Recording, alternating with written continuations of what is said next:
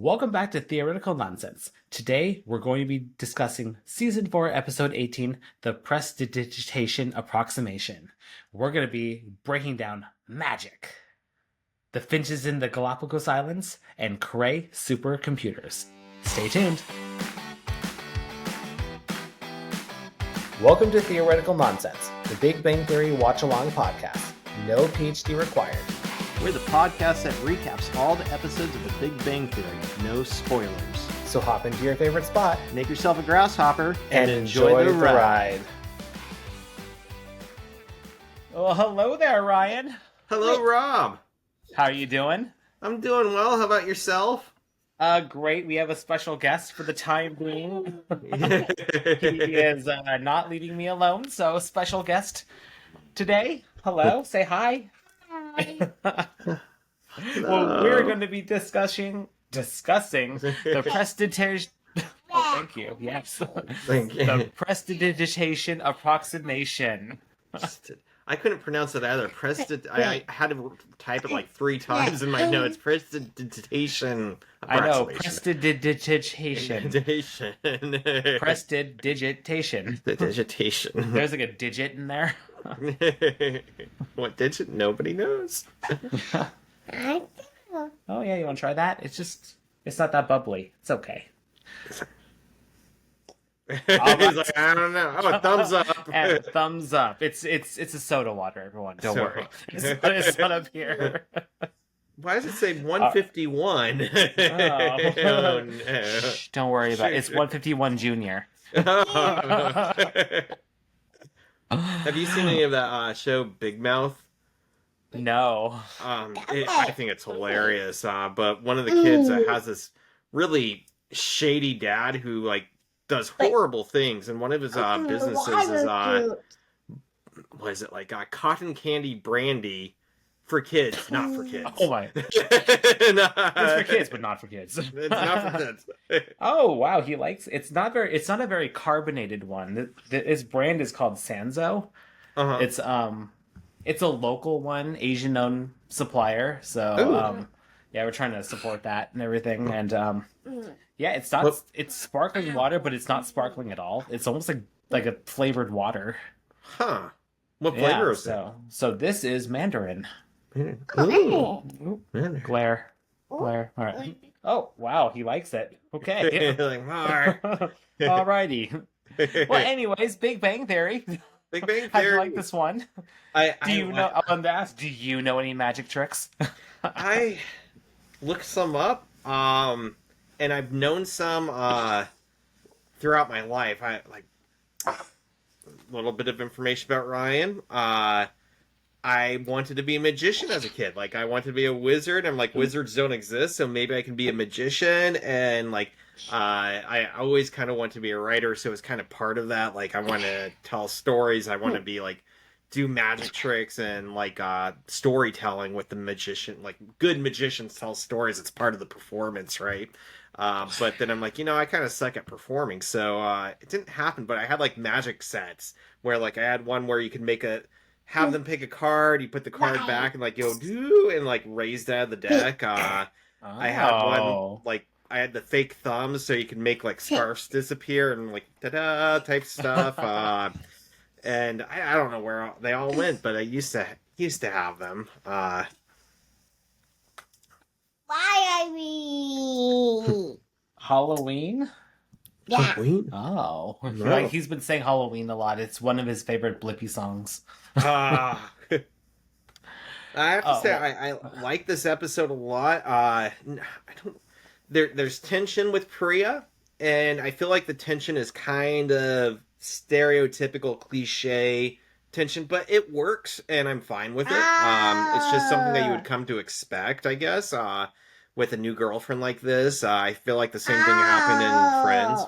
Whoa, indeed. Yeah, he can't even hear us. He can't even hear us. Headphones. He's just staring at you, I think. It's just my beautiful face. Whoa, Yeah. look at that. And I feel like the side story was kind of filler, but it was such a good filler story. I'm okay with it. It didn't really progress their characters any. It solidified some of their characterization, but like Mommy. it was just funny as Yeah. hell. So it worked for me. Yeah, I like this one, and I was kind of torn if we can really call it filler because it kind of advanced like the relationship with Priya and Leonard and everything. How it's like you said, the tension between Priya and Penny, because that's something that kind of happens is like acknowledging like you used to date somebody else. Yeah. And sometimes that person is in your world, and I've been part of groups where it was kind of weird. Like some of my friends still hung out with their exes and things like that. And I don't know, it wasn't that tense for me, but I would imagine it's tense for them. Yeah, it could definitely be. Thinking, yeah, the main story was definitely not filler. It was the story B with Sheldon and Howard that was kind of like, nothing's really going. It's not super connected. It's just kind of its own thing. You don't need them to both to be like non-filler episodes, but again, I felt like both stories were good and important. The magic one was definitely like amazing. It was so funny. Yeah, I liked it. And I've had, I guess I'm friends with all my exes, some better friends than others. And I've never dated somebody who's really had a problem with it. Actually, no, I did date one person who was kind of like, this is weird, you're not over your ex. I'm like, yeah, I'm not. I'm over her, I guarantee it. But it's I'll give you the play-by-play. Trust me, it's trust over. me, it's not happening again. I don't want it to. But I feel like I ended on pretty good terms with all my exes, and I'm happy I think about them. Just out of curiosity, but like it wasn't anything like Leonard and Penny. You weren't like you didn't see them daily, did you? It was more Nope. like so I think Yeah. that could be like a primary difference too. It's like that's got to be tough when like they're like right next door and like his friends still hang out with her. That could be if they. Well, I don't know, because if they have other friends in the group who are still really good friends, then I kind of feel like, yeah, I had some feelings about Priya saying that she couldn't hang out anymore, because technically that's approaching on Sheldon's relationship with Penny, and Yeah, that's true. I feel like that's kind of rude to try to dictate that screws up the whole mechanics, and I feel like she should really just suck it up and trust Leonard. But Yeah, because it's not like Leonard was hanging out with her, like sitting on the couch with her or anything like that. It was more like, well, he was with Priya, and then she was just hanging out with everyone else. yeah, if it was just Leonard and Penny regularly, like, oh yeah, we stayed up till 1 o'clock chit chatting, like that's Yeah, kind like, of weird. oh. But they're all eating pizza in the living room, and he's been shopping all day with Priya. It's not like Yeah. a weird.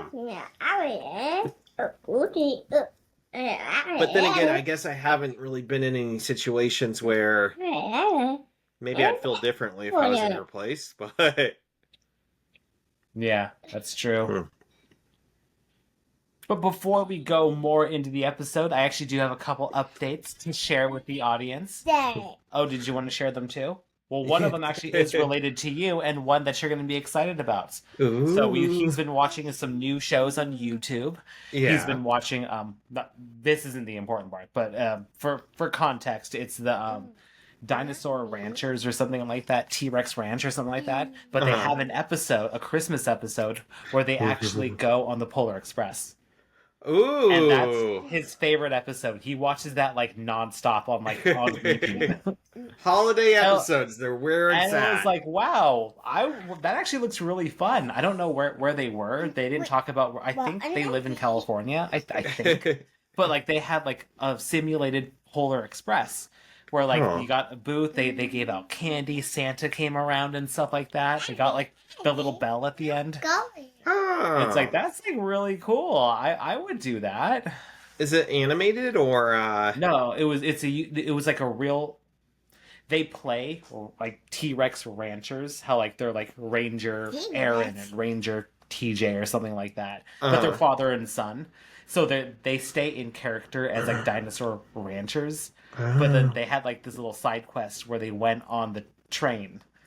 I've heard about that. I've heard I think I've heard about that one specifically, but I know, like, technically it's not like Polar Express, but I think we've talked about this, that there's one from, like, the Seattle area that goes into Leavenworth for the Christmas lights around Christmas time, and it's supposed to be, like, really a there's holiday. a train from Seattle to Leavenworth? Yeah, That would I be think it's great. either Everett or Seattle, but it's supposed to be like a 3-hour train ride or something, and it's kind of pricey, and then you get off at the train station and have to find a way to get to Leavenworth because it's still, like, the train station isn't, like, right downtown Leavenworth, but it's supposed to be, like, beautiful, and, like, oh, it's like Polar Express, but I would love to do train rides like that, so... I'd be down with that train ride. They had, like, all this candy, Santa came around, they had the elves handing out, like bringing out food and stuff like that. It's like... And the bell, the first gift of Christmas. Yeah. Alright, do you want me to open this for you? Yeah. Okay, are you sure? Yeah. Alright, let's try this one. Yeah. We're moving on to lychee flavor. Lychee? I just got some of those from Trader Joe's the other day, and Alright. I've never had to peel them myself, so it's been an experience. Did you get that? Yeah, he is not amused. Yeah, I don't think... Mikey, he doesn't like it. Alright, it's Daddy's. Alright, we'll put this over here so we don't have to worry about it. Okay, he did not like that one. He's sad now. It made me sad. And now I'm going to have nightmares. Thanks, Dad. Lychee nightmares. Alright, well, that was the first update. Second update, per last episode, I made the Texas red chili. And I shot you a text message on this. Traditional red. Oh, traditional red. Sheldon's got it right. I'm actually speechless right now. I had this like a few days ago, and I'm still speechless about it. It was so good. Like, we're not friends with these people, but like churchmeat.com, that recipe, like if anybody out there, find that recipe on Meat Church. Yeah, it like was M-E-A-T so or good. M-E-E-T? M-E-A-T. Okay, so I gotcha. Yeah. I thought it was like where you go to meet a church. Yeah, he did not have any because it was way too spicy. Too spicy. But Texas chili, Sheldon got it right. It is changing the way that I am forever having chili. I tell you, I had at least 3 times in the past week chili come up, and that IQ point about chili, I'm like, did you know there were some chili queens in San Antonio? Yeah, I don't know if you know this. Let me tell you something. All right, last update. Again, it's related to our podcast. We talked about our 100th episode last time. I calculated it up. Our 100th episode isn't going to be until season 5, episode 9. So we have some time to like figure out something, but at least we know what episode is coming up for our 100th extravaganza. Something Maybe we'll special. do another raffle or something like that. We'll see. We're gonna have to do something fun. Yeah, we'll do something fun. So it's on the way. Granted, we're only on episode 18 of season 4, so we got some time. We still got 12 episodes? We have 16 episodes. We're on 84 right now. So is episode 9 like an important one? Is it a Christmas episode? It is not. Son of a... It is not. Or we can just decide to rewatch one of our favorites. I don't know. Ooh. Something to think about. We'll think about it. And if anybody has suggestions, like what you want to see, like maybe we do the podcast with no shirts on, like we'll do it. Well, hold on. I'm pretty pasty down here. Do you want to show everybody what this is? Yeah. I was bragging to Ryan about this earlier. It was my favorite new golf accessory. If any golfers out there, they have a Lord of the Rings ball marker. And Rob had to tell me what that was. I am not a golfer. but it does look really cool. Let's show the camera. Let's show the camera. Hey. Right. Let's see if it focuses in. Yeah. I know in podcast land, sorry, but it's a golf ball marker where the actual coin part is actually like the one ring, like the elvish writing in the one ring. That's written around the ring. Yeah. But those are the updates I had, which most of them related to the podcast. So thank you, Hunter, for helping me get through that.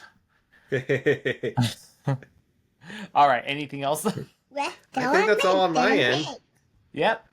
Don't forget to write us an email. Our email has been lonely lately. Email us at theoreticalnonsensepod@gmail.com and leave us a review on Spotify or Apple. We love 5-star reviews.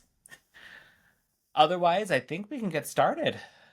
Okie dokie. Ready? Anything else to add, or are you good? I think I'm good. All right, cool. All right, this is Season 4, Episode 18, The Prestidigitation Approximation. Aired March 10th, 2011. Written by Chuck Lorre, Bill Prady, and teleplay by Stephen Molaro. Directed by Mark Sandrowski. So, opening scene, we're in Leonard's room, and he's with Priya, and they had just, finished doing the deed, and he has a question that he wants to ask her. He wants to know if wanting to try the Kama Sutra stuff was racially insensitive. It's a good question, I guess. But she plays along with it, but she likes it, Who wouldn't? I was gonna say that he says that if there was a book written called Weird Sex with White Boys, he'd be down okay to with try it. it. Yeah. And I was like, I wonder if I should do an IQ point if there's anything like that. But I'm like, that's basically the definition of porno. So, weird white boys, weird boys. Yeah. Yeah. Okay. Yeah. I don't think I need to do an IQ point on that. But I thought about it, everybody.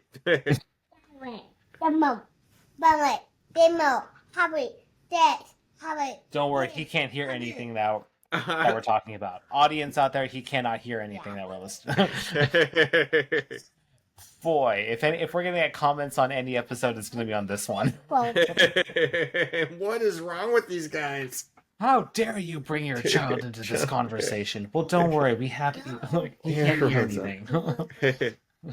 And he's just playing with a pointy metal thing. It's all good. It's very sharp and it's okay. Yeah. Well, anyways, she asks why he doesn't wear contacts, that he would look really good with contacts. And this is like the first thing in any relationship. The girl tries to improve the boy.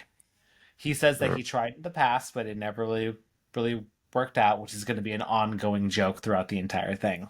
And then we cut to the cafeteria, and Sheldon, Howard, and Raj are there, and it's the magic trick. Sheldon, Howard wants to know if they want to see a magic trick, and Sheldon, very insulting, telling him that he's wasting his time with magic when he should be working on some sort of gizmo, giga, or thingamabob that's going to get him a thank you in somebody else's Nobel Prize speech. And then he gestures to himself, so kind of being a jerk about it. And then he does the card trick. So he spreads the cards face down. He says, pick one and look at it. And then he inserts some nonsense magic. So he asks, when's your birthday? Which is kind of funny because, dude, Raj is your best friend. You should know his birthday. Yeah, and that's a good point. I understand that it's for the magic trick, but they could have written that a little differently. But it's October 6th. So October is the 10th month. So 1 and 0, or 1 plus 0 is 1, plus 6, because it's October 6th, makes 7. So if he turns over the 7th card, it's his card and magic.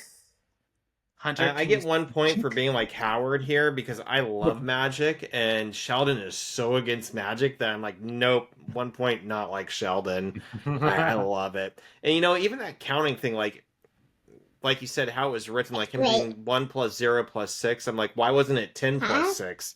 Yeah.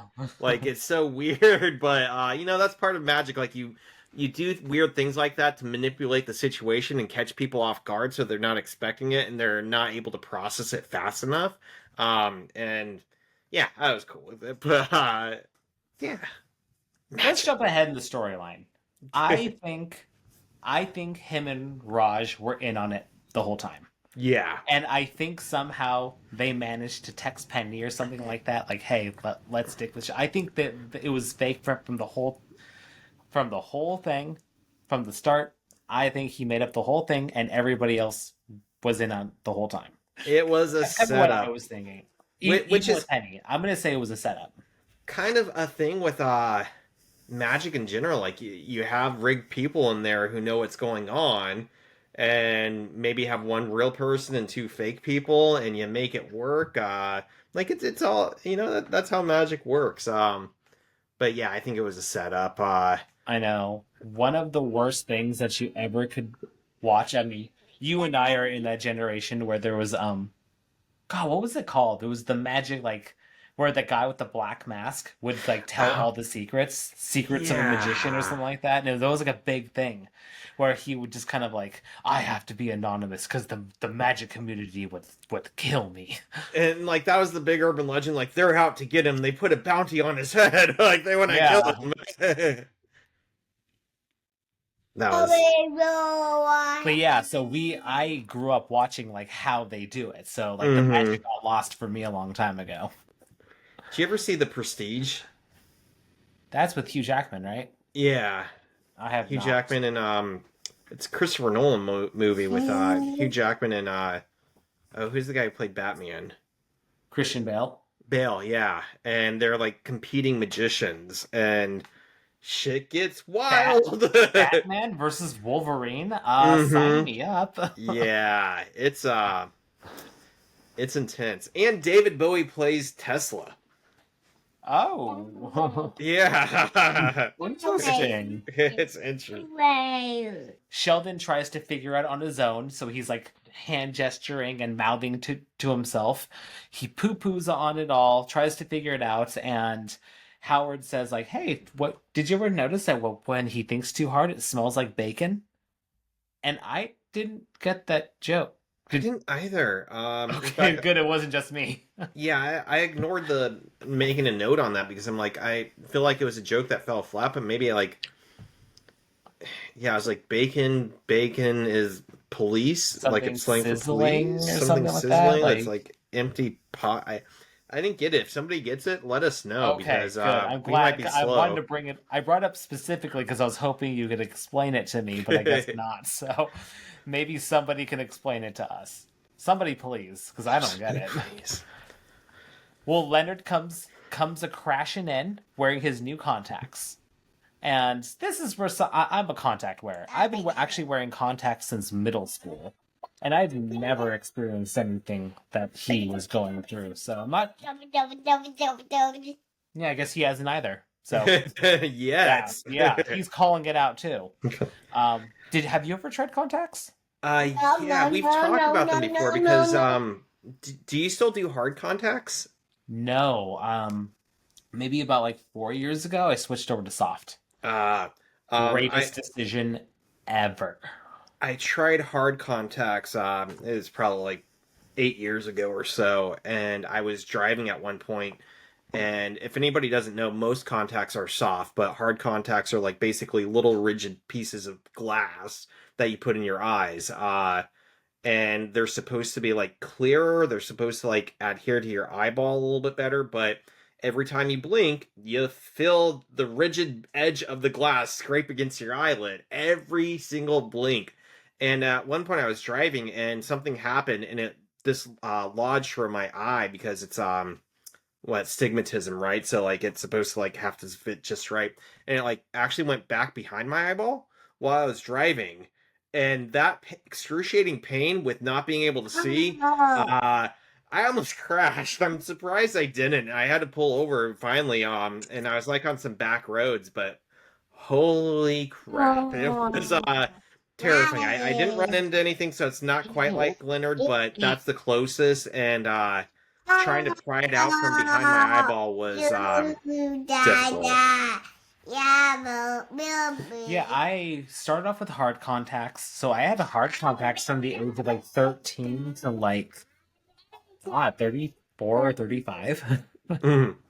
So yeah, it's like you said, like one little eyelash, one little piece of dust, and I could not see. But it was rare, like maybe like, okay, not that rare, like once a month where it happened, where I Yeah. would either have to take it out and clean it, or I would just have to like kind of like really blink like really hard just to kind of like get the tears to like kind of formulate and like flush it out and everything like that. So I are hard contacts even a thing anymore? Do they even bother making hard contacts? I, I haven't checked in the last few years, but I know when I tried them, my dad didn't think they were a thing. So I think that they're just really so many people ignore them and they keep updating soft contacts so well that more and more people don't do them. But I think they do still make them if you ask.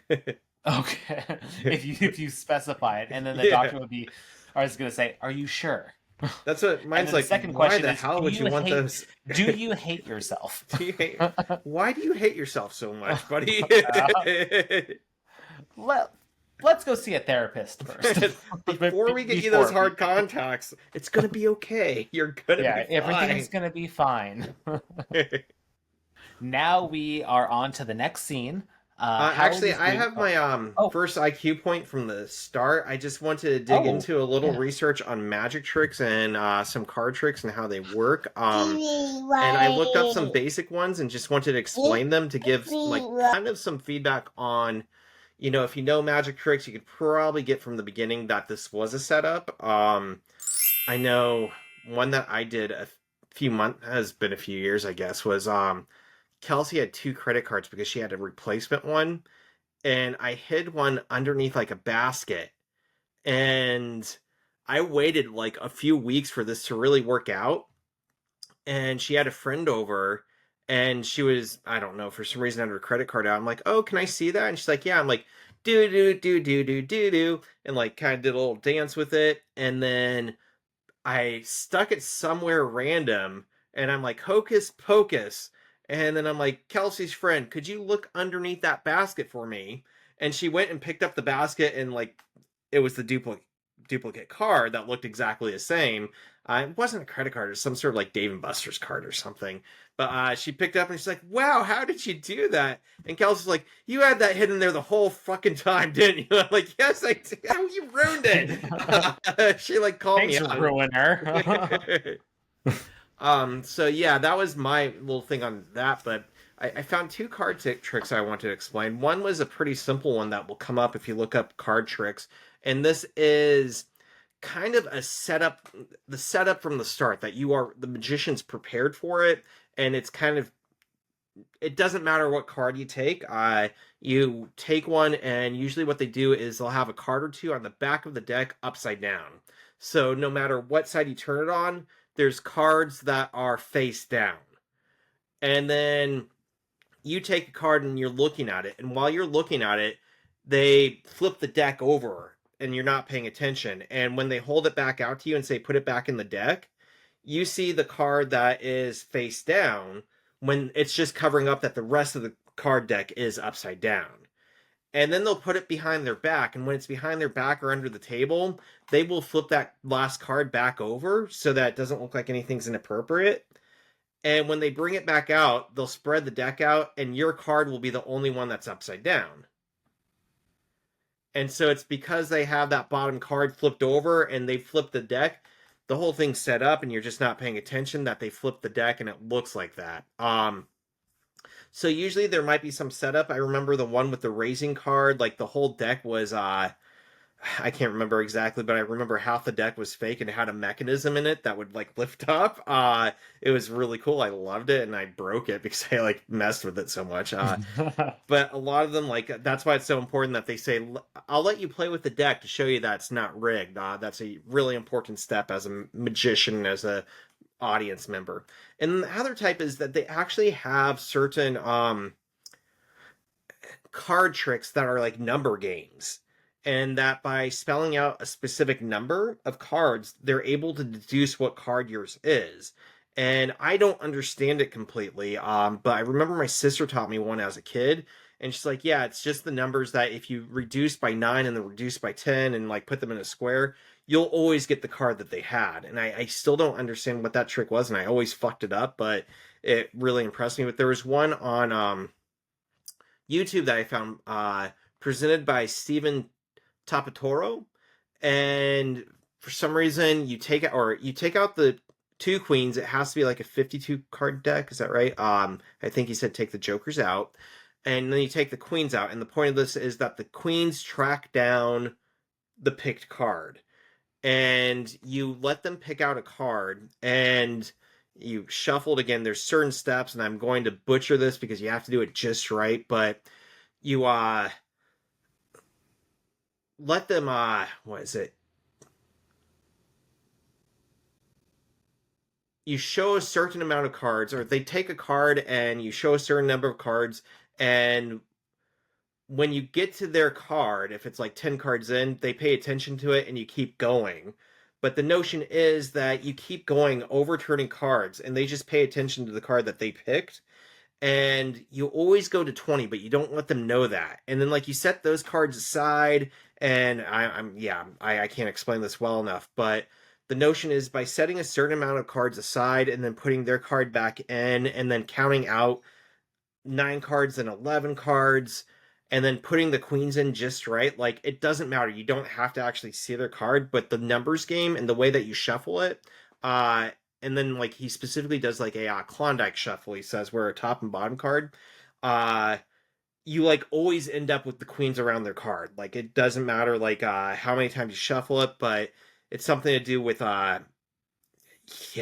numbers. Anyways, I'm butchering this, but if you look up Stephen Tapatoro, and he's not the one, he says that he didn't create it, but it's a great example that if you memorize just this exact formula, you're always going to get their card. And it's not magic, it's something to do with numbers, and it's really cool how that can work. But anyways, I wanted to say that there's like 2 major card tricks.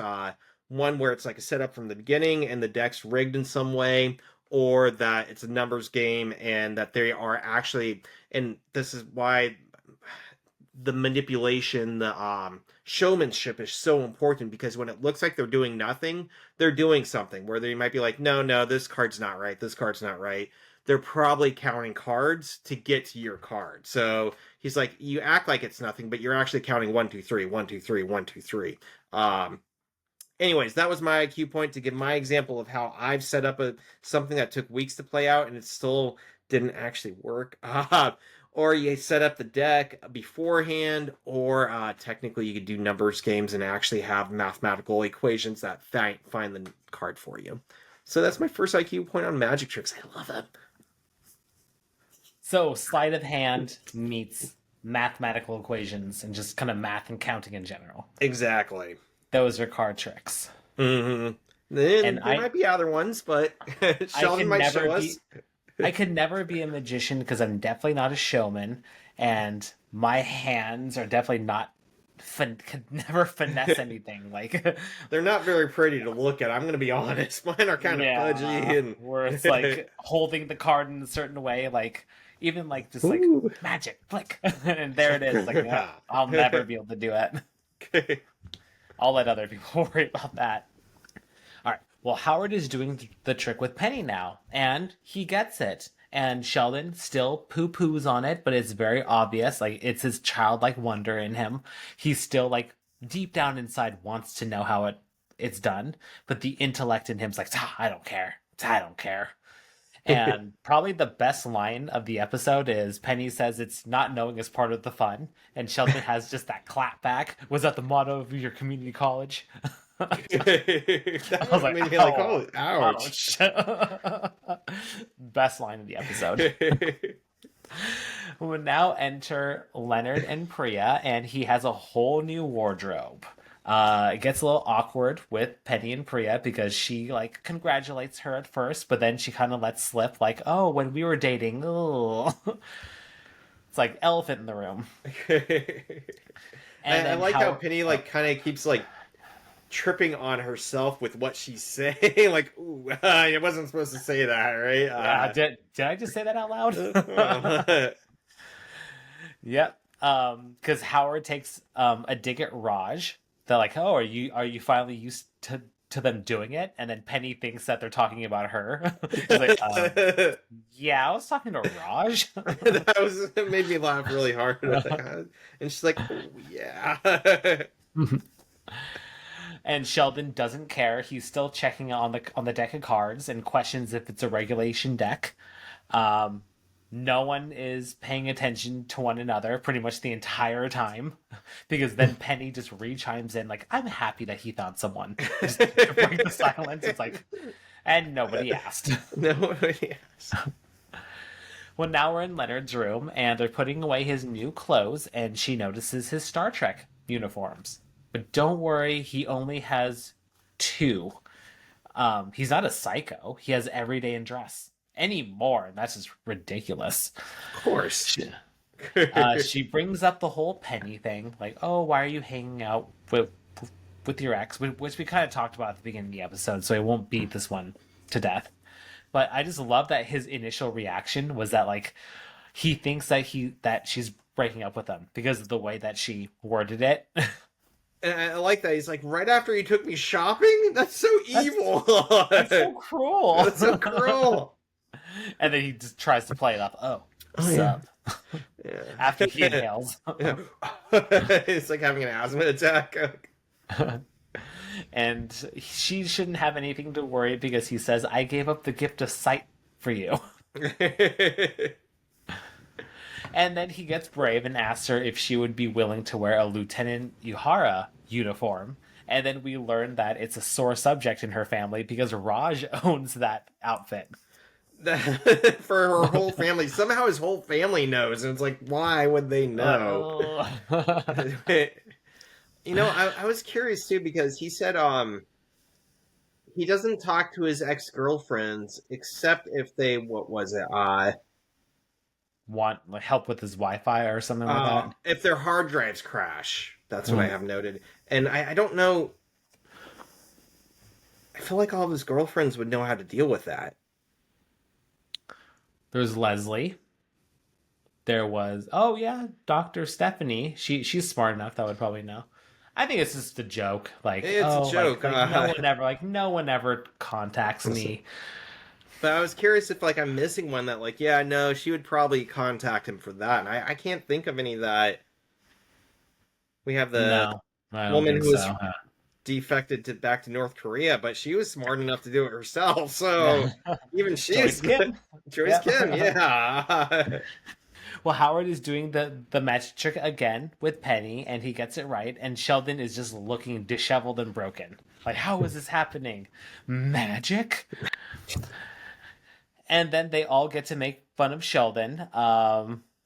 Penny says, "Oh, he's making the face that my nephew makes when I take his nose." So another confirmation that Wyatt does have grandkids. Yep, I was thinking that too. Another confirmation she has a nephew, he has grandkids. Yep. And then to make fun of Sheldon even more, he brings down a magic trick more to his level, which is the rubber pencil thing, which is always a fun thing. Yeah. That one I could do. And then Penny decides to guess, like, "Oh, I think I know how this trick works." And then she kind of like leans over and whispers over to Howard, and she gets it right, which breaks Sheldon even more. And this is where I think like she clicked in, where it's actually no wait, because we said it earlier. Like I feel like she's just known all along. Like there's a moment where it's like, I feel like she's known all along, but at the same time, it's like, well, or did she just get it now? Like, did she just whisper to him, like, "You're fucking with him"? I think it's she knows what it is, and she just whispers, playing along with it. Yeah, like just to make up nothing to say, "Oh, I'm gonna." Beforehand, they said, "I'm gonna pretend like I know what it is," and that's gonna really dig at Sheldon. And so I think that was a ruse from the beginning. Okay, yeah, that's what I was kind of thinking too.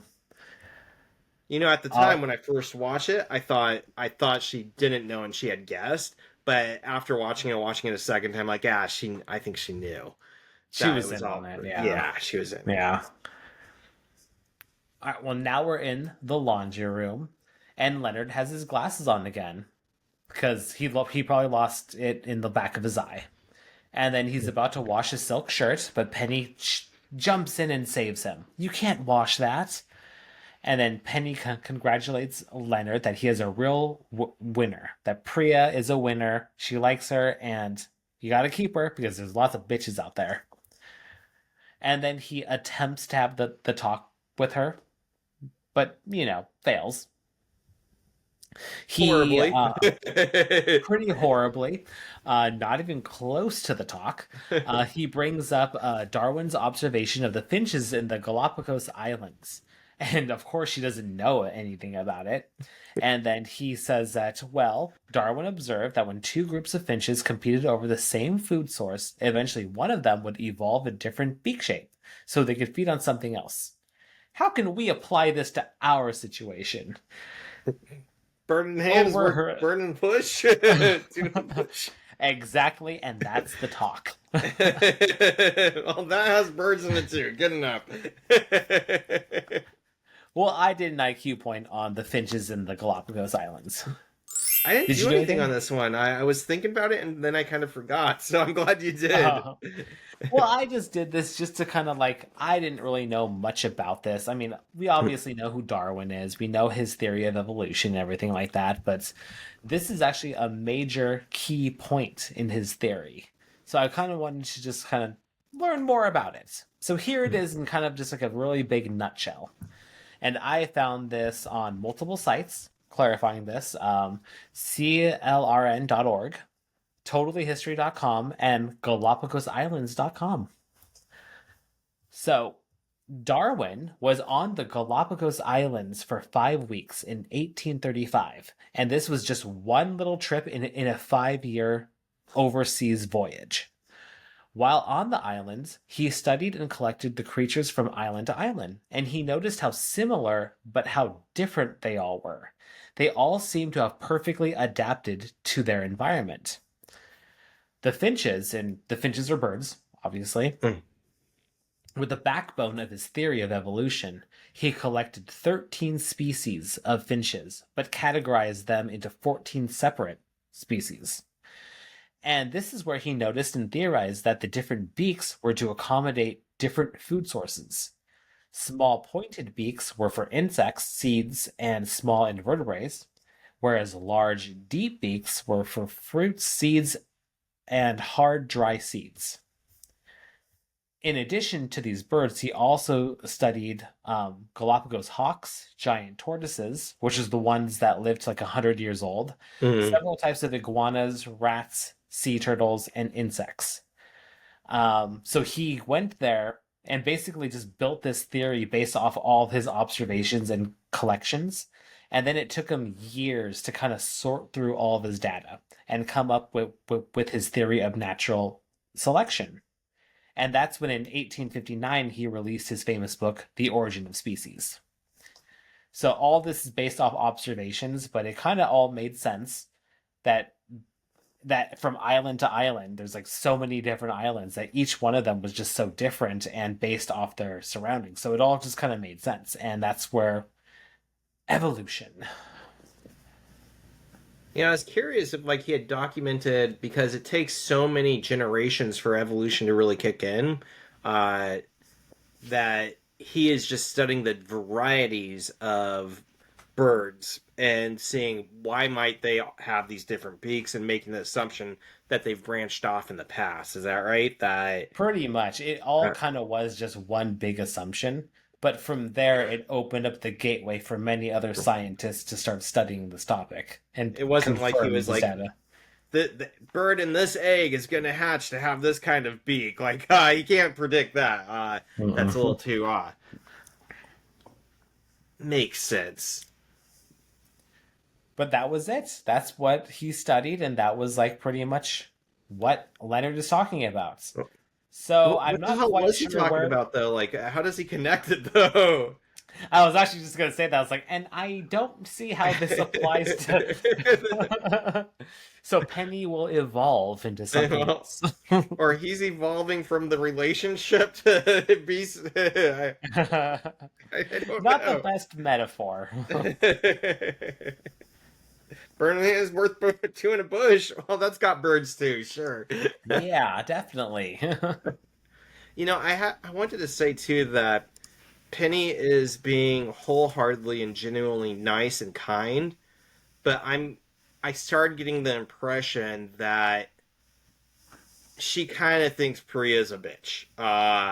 And she doesn't really say it, but when she says bitch, there's lots of bitches out there, she's kind of getting the impression that Priya doesn't like her, and later on she's not that surprised to find that out. That I think she's kind of concerned, but generally keeping those concerns to herself because she wants good things for Leonard, and I can respect that, I suppose. But I'm kind of getting the impression that she's like, Priya's maybe not great. Not really a spoiler, but like I said last time, I watched several episodes ahead, and Uh-huh. yeah, they don't like each other. They don't like each other. It's going down. Yeah, they don't like each other.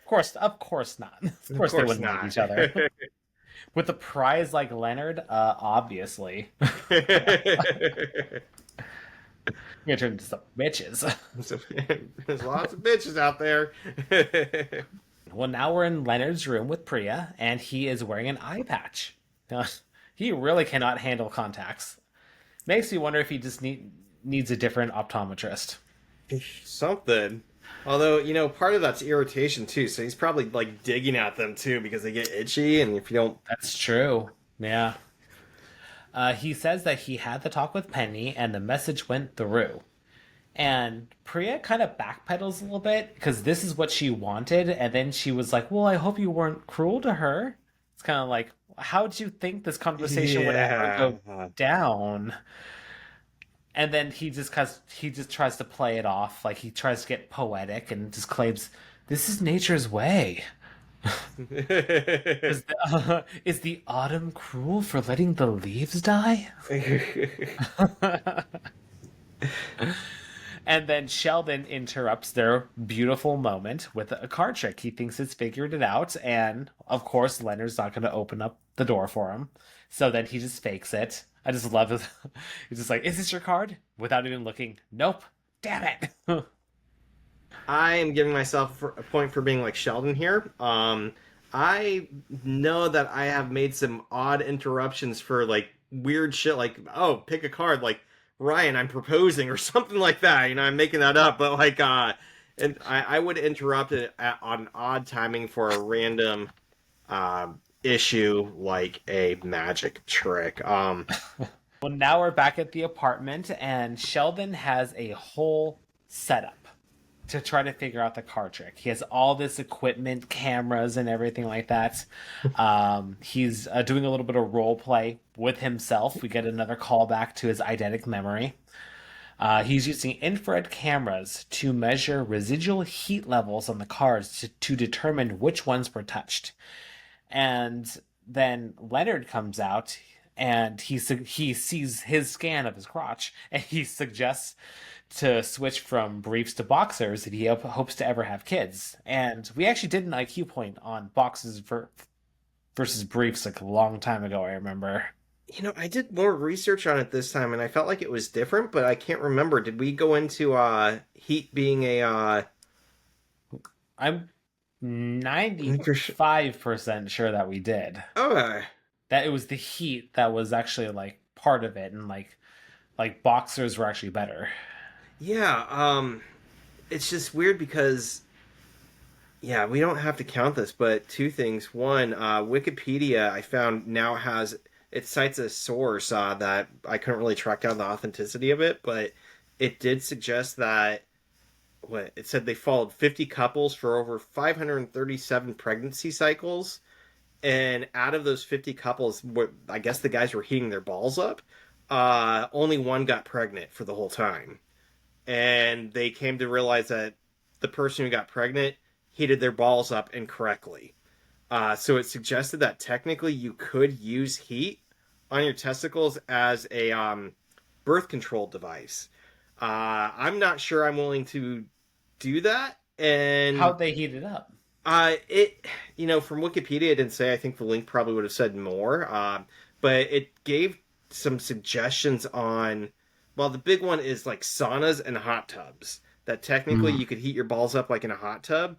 But another one was ultrasound devices. I think it said. Is that what it was? Something about the infrared waves or something could heat them up too. Is that what it said? But yeah, I don't know if I'm comfortable with that. And supposedly there's no long-term effects. The problem is that as birth control, it takes like 3 to 4 weeks or so for the sperm that you're growing now to be ejaculated. And so the heat you do now is going to impact you in like a month. And so it's not overnight. It's something you plan for and you keep doing for a couple months. And then you have to do it reliably. But according to the Mayo Clinic, they said that elevated temps may impair productions and cell production of sperm. But Mayo Clinic was the one that said studies are limited and inconclusive, and that technically working behind a computer, like sitting or having a laptop in your lap, could cause the same problems. But again, research isn't conclusive. So I think it's weird because there are all these sites saying, yes, heat does cause problems, but Mayo Clinic is still saying studies are inconclusive. And Wikipedia has this one source that says, yeah, it works pretty reliably, but it's only one source, and I'm still like, I'm not going to bet a whole human life. If I have a baby now, I guess the sauna didn't work. I need more results than that. But yeah, I don't remember looking. I kind of remember the boxers and briefs, but I don't remember digging into all that. So I kind of went into that more. Okay, yeah, so we did the IQ point that we did was our episode 8, season 1, episode 8, the grasshopper. Shoot, I always forget. Is it it's not a fact. All right. Come on, move over. That's when I still hand wrote my notes. I type them up now for efficiency. It was the grasshopper effect. Grasshopper. And the question was, are boxers better than briefs for sperm counts? Because it was Raj's parents that sent him boxers. And they said, you know what happens to your samosas when you wear tighty-whities. Yeah, because it was the overall body temperature. And briefs will insulate the heat more, whereas the boxers. So we didn't really go into like the experiments of like hot tubs and like ultrasounds and things like that. But we did talk about this. But we actually did say avoid saunas and hot tubs. So yeah. And that counts. I think this is still interesting information, but I think that counts. Yeah, it's called heat-based contraception, and for some reason, ultrasound somehow can heat up your testicles. So when you're getting checked by the doctor, Yeah. but it's only once. You're not doing it over and over again. Hey, doc, my balls are a little cold. Could you heat them up, please? Use the warming gel. I got a date later. Can I borrow this for the next few days? Oh yeah, that's the ultrasound stuff. That's warm and nice. Which is weird because I don't feel like ultrasounds are. I guess I haven't had one, but nobody's ever come up to me and said like, "Oh yeah, that ultrasound was really warm." Like it's always like, I guess it's the gel that's cold, but yeah, I've done it once as like a part of like a check. As like a checkup thing and everything, and I don't recall it ever being warm. Well, since we kind of talked about this, I don't think we'll call this an IQ point. That's fair. Yeah, we already talked about this. We're not redoing an IQ point. Decision good rehash though, and a reminder: don't rely on it for. Yes, it is not safe sex at this point. Well, now we find out that Sheldon hacked into a CRAY supercomputer to analyze the shuffling patterns on the Oak Ridge National Library server. And I did a little bit of research on this. I wasn't sure what a CRAY supercomputer was, and I was a little interested in what the Oak Ridge National Library server was. Did you do anything? I did. It's weird because this is the other thing. In the past month, I've heard the term like CRAY supercomputer pop up like 3 or 4 times in different ways. So I'm like, I think this deserves a research IQ point. But you go first. I'm curious what you got, and I just got done talking Yeah, about balls. So I guess I'll segue into supercomputers. CRAY, So, a Cray supercomputer, well, first off, a supercomputer is exactly what it sounds like. It is a highly advanced computer that performs at or near the highest operational rate for computers. Traditionally, supercomputers have been used for scientific and engineering applications that must handle massive databases, perform a great amount of computation, or both. So imagine like this is an exaggerated version, but in movies where you see like the rows and rows of computers and servers and everything like that, that's a supercomputer, essentially. They do make them a lot smaller now, but that's kind of like the essence of what a supercomputer is. And CRAY, a CRAY supercomputer, is a brand. So CRAY, all caps, but it's named after or by its creator, Seymour Cray, in 1972. And then in 2019, Hewlett Packard Enterprises acquired it. So it still exists today. So these Cray supercomputers are still being built today by Hewlett Packard. Did you have anything else to add on supercomputers before I move on to the Oak Ridge National I Library? was gonna add a little bit about the first ones because the first ones are just about as 70ish sci-fi movie looking computers as you can get. The original Cray computer, which I had written down, sold for $5 to $8 million at the time, depending on who got them. But they look like these pinwheels, or like almost like the outsides of kaleidoscopes, but they're like a round thing of computers, and they have like colors on them. And it looks like they have benches on the outside, like you could almost sit on them and lean your back up against the computer part.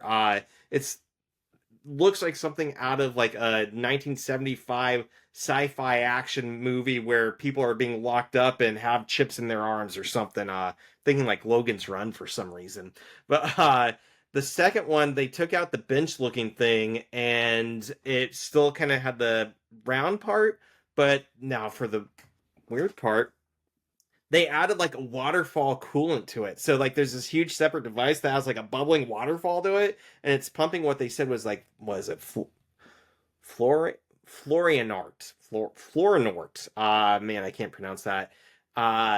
Through it. And in one of the articles I read, it said it's kind of difficult to compare these computers to what we have today because they do it in what gigaflops and teraflops to measure like the power, compared to our speeds are technically usually measured by like hertz, like gigahertz, megahertz, gigahertz. And I asked Google, and Google's AI told me that a good comparison was like engine power, and going for how fast an engine can go would be like the gigahertz, and how strong the engine and how much it can haul would be the gigaflops. And so like, can it haul a lot of weight? And just because it can haul a lot of weight doesn't mean it's fast, but it's still stronger than a car that can go fast. So it just depends on what you're looking for, but it makes it hard to process how they are. But one study showed that the Cray 2 that was released in 1985 is basically equivalent to an iPad 2, second generation iPad, which is kind of terrifying, but also think about how quickly computers update, and that we're still using supercomputers today, and maybe in a decade they'll be what we have on our wrists. So yeah, I think that's pretty much what I had. I had a few locations that they've been installed at, but mostly just big research facilities around the world. And it's weird because you look up like, what are they researching? And it's like, they're researching stuff. It's like, what does that even mean? It's classified. It's classified. They're researching what is it, like chemicals? Like what about chemicals? Just that's all you need to know. So Gamma radiation. gamma radiation. They're making their own Hulk right now. Well, I have one of them is in 2024, the National Nuclear Security Administration in the US uses an HPE CRAY supercomputer for analysis and inertial confinement fusion design. What the fuck does that mean? I don't know. So this is above my head, and those teraflops are flopping around. So okay, so that's what I had. But just look up a picture of a Cray supercomputer. One of the first ones is like, God damn, that is like 1970s classic artwork right there. Well, we also learned that the computer that he hacked into, the Cray supercomputer, was part of the Oak Ridge National Library server. So, what is this? It was established in 1943 as part of the Manhattan Project. Located in eastern Tennessee near Knoxville, the ORNL, the Oak Ridge National Library, focuses on neutron science, high performance computing, advanced materials, biology and environmental science, nuclear science and engineering, isotopes, and national security research to benefit science and society. So that was taken straight from their website. Basically, it's a very cryptic, vague terminology to say we're doing government shit. Pretty much. So that's why it's a big deal that he's hacking into it. But Sheldon doesn't seem to worry about that. We're not under attack. I found one other website that suggested that they use them to run simulations on how certain national hazards would go down, like giant earthquakes or nuclear fallout or chemical disbursement, or if there was a plague, trying to run simulations on how things would work out. That's the most I could get, but I really don't know. I just read a book, and I can share it with y'all, called Wrecked, R-E-K-T, and I freaking loved it. It's not super grotesque, but it's kind of about a dark web website where people bet on how people are going to die. And people are uploading videos of these deaths before they happen. And so if you look up your name, there's hundreds of ways you might die. And the best players who are creating these videos are using AI to like basically hack your life to kind of understand how you're going to die and who you are and what's going on. And then there's also people who like kind of pay people to try to kill you in certain ways. But it's like this notion that if AI knows you so well, can we use it to predict our own deaths? And I'm like, that's what they're using the supercomputers for, like trying to predict how everybody's going to die. But it was a kind of a disturbing book, but fun. And AI and That's supercomputers. definitely a Black Mirror episode. They Right? definitely probably made an episode of Black Mirror. Anything else to add on the Oak Ridge National Library? That's all I had. Moving on. He does the card trick and it fails. So all this thermal stuff didn't work. So now he's on the hunt for uranium-235. Where can you find that? Possibly Craigslist. He mentions that he wants to find this because his new theory is thinking that Howard used a radioactive tracer. And we actually did an IQ point on radioactive tracers already too. That was our season 4, episode 10, when we discussed mice being injected. And I'm getting a point for being like Sheldon because I don't think I've ever gone to Craigslist looking up uranium, and I've never hacked into a federal supercomputer. But I know that I can become obsessed with stuff and lose sleep and kind of go overboard with trying to understand it and find out stuff. And I know if you look at my computer, my laptop, I have so many tabs open, especially when I do deep dives, that I can understand his anxiety over this, needing to know I need to know the truth. So 1 point for being like Sheldon there. I can empathize with his emotions. All right. Well, now we cut to the restaurant, and Leonard is still worried about racially offending his girlfriend, and this time it's because they're at an Indian restaurant. But it's okay because she likes Indian food, which I'm sure is far inferior compared to what she's used to, but she'll take what she can get. And then Priya goes on to tell her that her job actually offered her a full-time position in LA, which is like huge for their relationship, that they want to take the next step forward. And then Penny shows up. Knock, knock, knock. Oh man. That's some bad timing right there. He continues to like lie to Priya that I did have to talk with her. That's so weird. And then Penny just there overstepping her boundaries regardless of who you are. That is, even if you're good friends, that is overstepping some boundaries. Just manhandling his food. Just grabbing his water. Comes back and gets the drink like, oh, that's spicy. Yeah. She even fingered his food. She wouldn't just grabbed it. And like, even for like a sibling, I'm like, maybe a sibling, but at the same time, that's still disrespectful. Like, if it was a brother coming up and just taking your food while you're on a date, like, that's really, yeah. The only person that I accept that from is my kid because he's 2.5. Yeah. Otherwise, no. Yeah. Even with my wife, it's like, dude, use silverware. And I'd probably allow it, but like if I was like at a big like dinner or like dinner with like employees or like a work event, like that's still like pretty embarrassing, disrespectful. So I can imagine like on a date, like I can't hate on Penny too much. She still likes the guy, or we think she does. But still, it's that's I could see Priya being like, what the fuck. Yeah. Even if they were on good terms, that's a what the fuck thing. Like, yeah, that's a whole different step than, oh, she's hanging out with Sheldon eating pizza in the next room. That's like, what? Do you ever see the Friends where Rachel starts dating the guy? I think he like lives upstairs or something, and with the sister. Yep. Yeah. And he's like, oh, I have that special relationship. And Rachel's like, I think I can overlook it. And then the sister's like, our bath water's ready. And Rachel's like, fuck no. Oh, okay, done. Done. Nope. Our bath is ready. What the?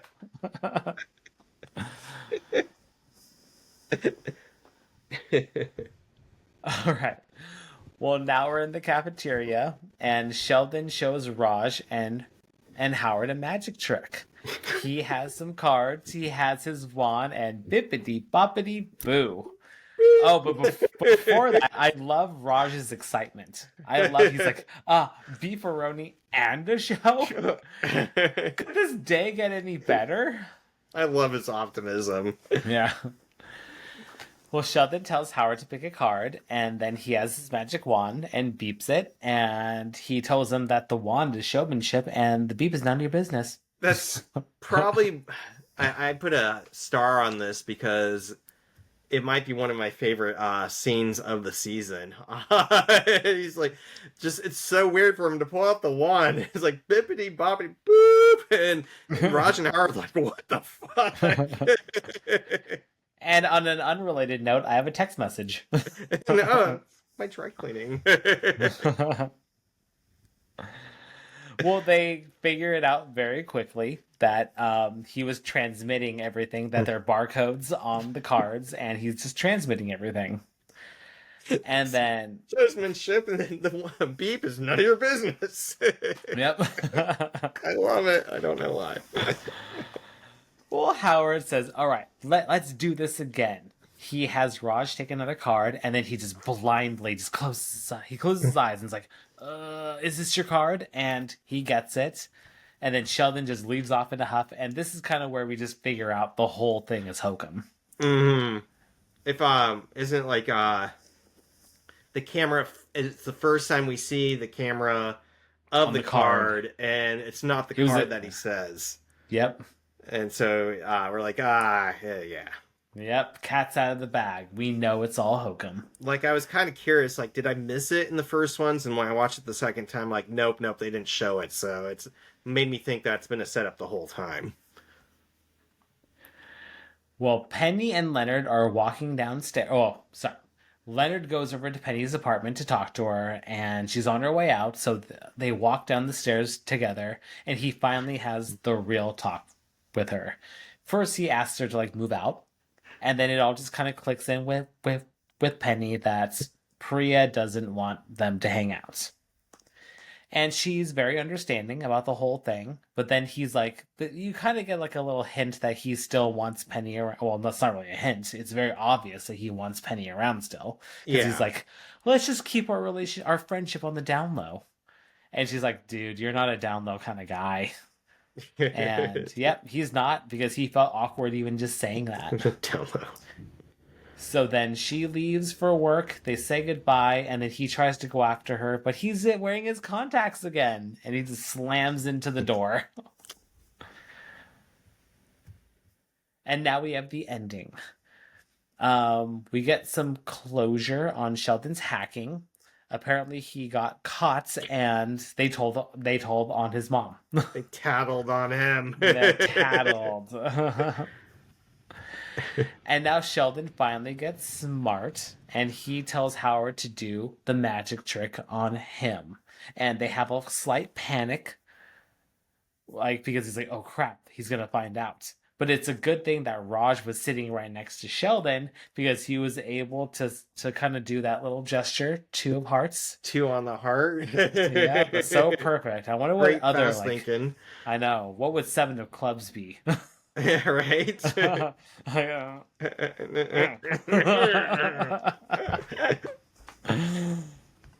And he gets it, and Sheldon is like, done. And that's the end of the episode. So now we're on to the vanity card. The vanity card. Not super long for you, but... Yes. I notoriously always get all the long ones. So this is a good medium-sized one. Chuck Lorre Productions number 335. We tell ourselves stories.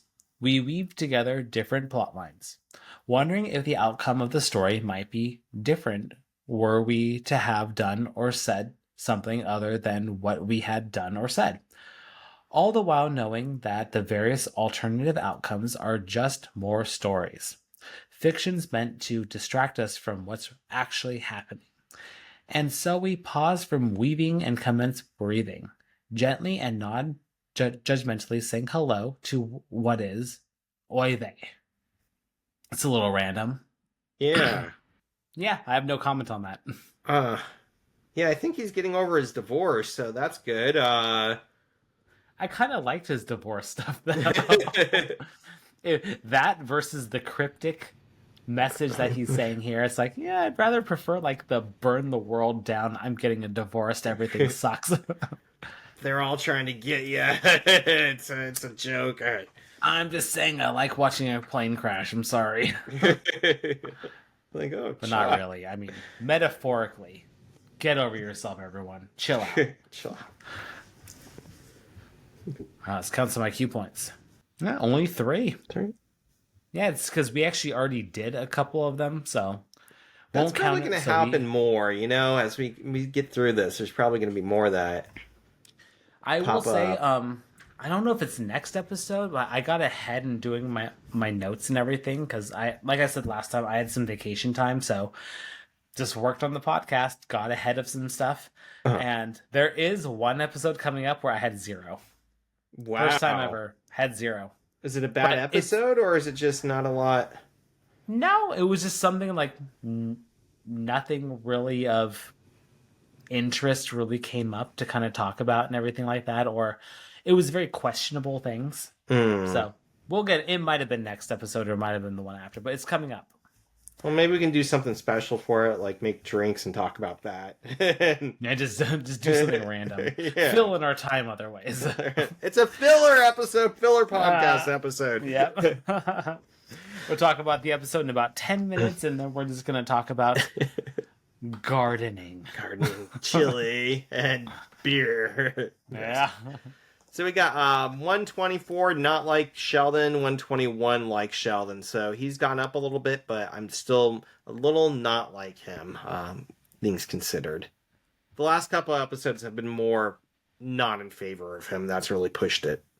Yeah, he's definitely creating that separation right now. Yeah. See?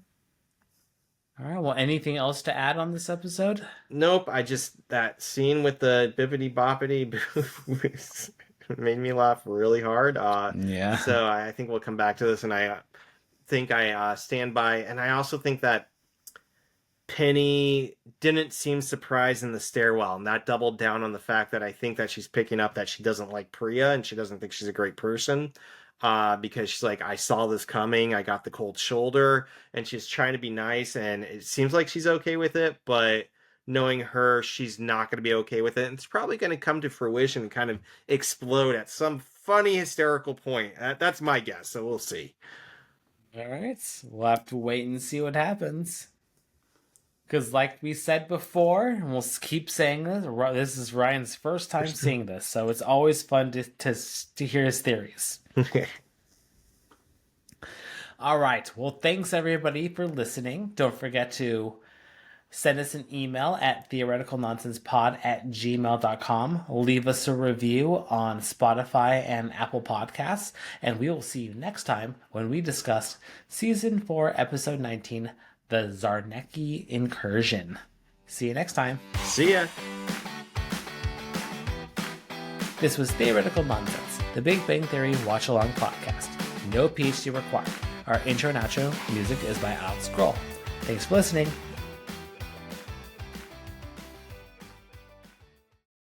Evolution.